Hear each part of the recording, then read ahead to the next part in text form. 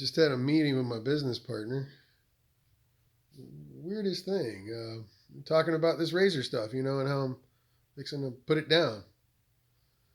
But I'm still getting all these sales for swing arms and forks.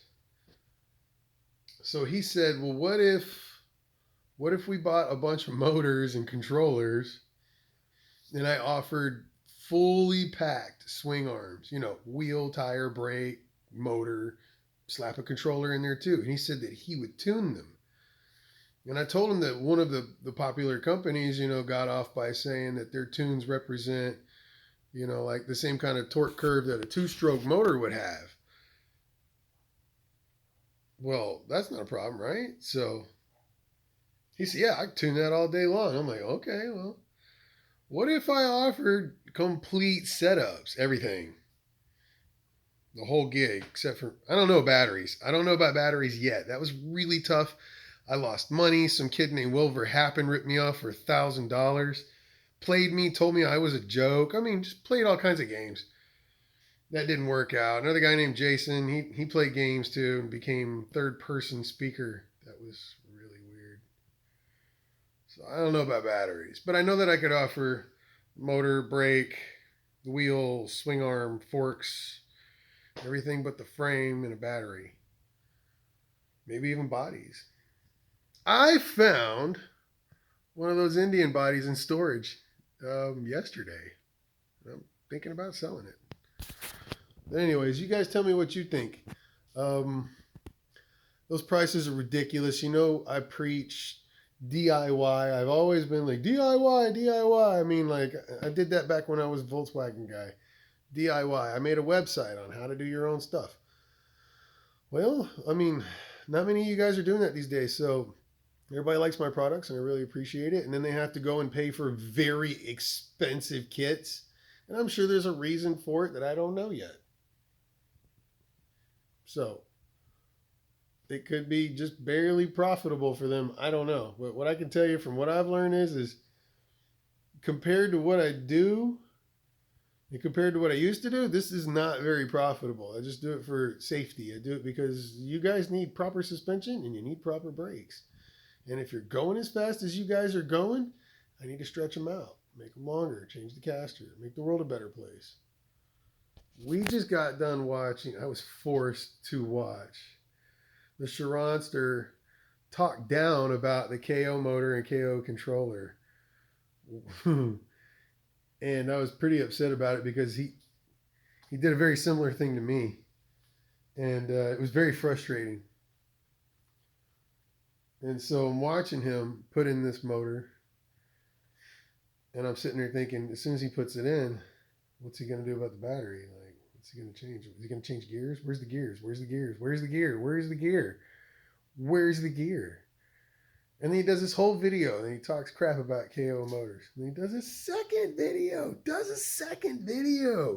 Gets 3/4 of the way through this and then like sits down on his own couch. Why isn't it going faster? Because your ego won't let you listen. It's hard to listen when you're busy talking, right? That's why they give us one ear and two mouths. So that we can over talk everything that other people are trying to tell us. No, that's not how it works. We have one mouth. Okay. Maybe we should shut up more and listen twice as much. So yeah, it sucks. Just keep moving forward. I hope he does. But I'm sorry, KO Motors. You guys make a great product. I understand that some people don't understand that you have more magnets, you have more poles. So you're technically going to have a slightly lower RPM, but you have increased the amount of power through that rotation. As for that, thank you, KO Motors. That's awesome. Great achievement.